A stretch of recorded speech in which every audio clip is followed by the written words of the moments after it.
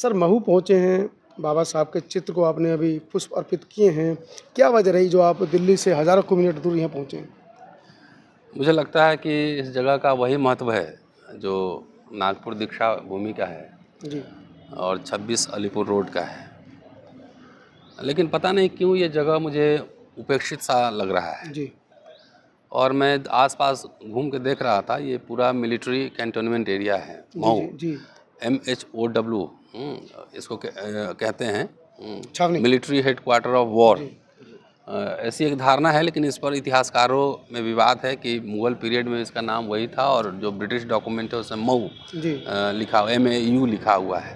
तो बहरहाल जो कुछ भी है, लेकिन ये है कि 19वीं सेंचुरी में एक मिलिट्री कैंटोनमेंट ये बना, एंग्लो मराठा जब वॉर था। जी। और बाबा साहब के पिताजी भी यहाँ सूबेदार थे मिलिट्री में, तो यहीं जन्म हुआ। लेकिन तब से लेकर ये मिलिट्री एरिया है। और मैं ताज्जुब ये हो रहा था कि यहाँ ना तो कोई पानी की दुकान है, कोई शॉप नहीं है, कोई रहने का नहीं है, कोई बेसिक सुविधा जो है इस जगह पर नहीं है। जो सैलानियों को आकर्षित कर सके या लोगों के बीच इसका और प्रचार प्रसार होना चाहिए। उस पर जिन्होंने उद्घाटन किया, देखिए ना, लाल कृष्ण आडवाणी है, शिवराज सिंह चौहान है, यहाँ के मुख्यमंत्री है, तमाम बड़े बड़े लोगों ने उद्घाटन किया। और सूचना जो लगी हुई है कि इस यहाँ अंदर जाके कोई धार्मिक और सामाजिक और राजनीतिक बात नहीं करेंगे और सिर्फ भावना प्रकट करेंगे जी। तो यह एक तरह का विरोधाभास है। इस पर राज्य सरकार और केंद्र सरकार को भी सोचना चाहिए।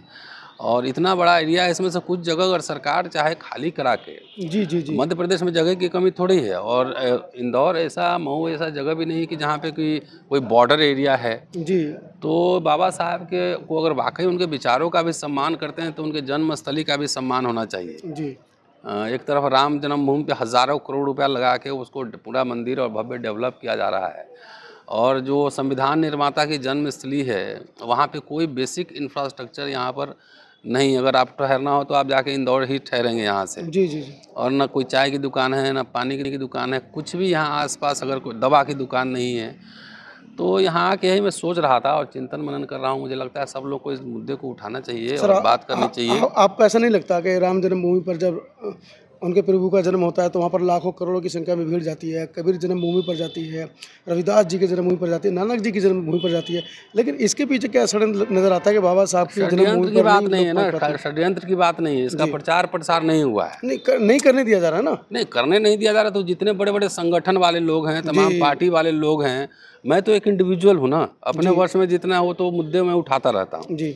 लेकिन बड़े बड़े जो देश भर में क्रांति करे घूम रहे हैं, ये क्रांति हो जाएगा, हुक्मरान बना देंगे, तो एक बार उनको महू आके यहाँ भी तो बात करनी चाहिए, सरकार से बात करनी चाहिए, यहाँ भी इसका प्रचार प्रसार करना चाहिए। ये कौन करेगा जी। ये कौन करेगा? सामाजिक या राजनीतिक जो हमारे नेता वही करेंगे। हाँ, वो करेंगे ना। हम लोग तो इंडिविजुअल हैं, एक्टिविस्ट हैं जी। जितना वर्ष में उतनी अपनी बात अपने संसाधन से बिल्कुल, तो अपना रिस्क लेकर वो करते हैं। लेकिन यह मैं तो व्यक्तिगत रूप से भी ये कहना चाहूँगा, सरकार से अपील करना चाहूँगा कि बाबा साहब की जन्मस्थली है और इसका संविधान निर्माता की जन्मस्थली है जी।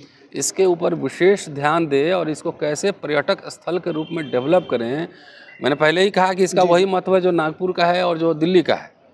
तो इसको कैसे अंतर्राष्ट्रीय स्तर पर इसको और अधिक इसको हाईलाइट किया जाए, इसके लिए सरकार की ओर से और समाज की ओर से कुछ किया जाना चाहिए। तो जो यहाँ का ट्रस्ट है वो 11, 12, 13, 14 तारीख को एक विश्व स्तरीय कार्यक्रम कर रहा है, आपकी क्या अपील है खासकर उन अम्बेडकरवादियों से जो दूसरे क्षेत्रों में रहते हैं? नहीं, वो आए, यहाँ पर आएँ और यहाँ पर रहें, देखें। यहाँ तो हमने सुना है कि रोड पे आप बैनर भी, ऐसा है क्या है? बैनर वगैरह तो टांगने देते हैं। अच्छा, बैनर टांगने देते हैं, लेकिन यहाँ और कोई बेसिक सुविधा नहीं है जी। कैमरा लेकर नहीं घूम सकते हैं रोड पर, मिलिट्री एरिया है जी। तो इस एरिया को तो आप, जैसे बड़े बड़े टाउनशिप डेवलप होते हैं, सरकारें करती हैं ना, बड़े बड़े टाउनशिप डेवलप करती हैं, तो थोड़ा सा ये जगह खाली कर आके थोड़ा आसपास में जो ज़मीन है उसको एक्वायर करके जन्मस्थली को तो कम से कम एकदम फ्री ऑफ फियर होना चाहिए। बिल्कुल।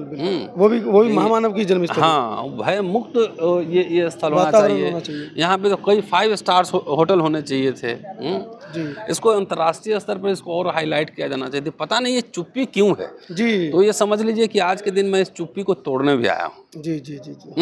शुक्रिया। एक बहुत बड़ा सवाल यहाँ पर हमारे प्रोफेसर रतनलाल जी ने खड़ा किया है, और क्यों ना खड़ा करें, उनका काम ही है सवाल पूछना। इतिहास के वो शिक्षक हैं, इतिहास पढ़ाते हैं और इतिहास की बारीकियों को निकाल कर आपके लिए लाते हैं।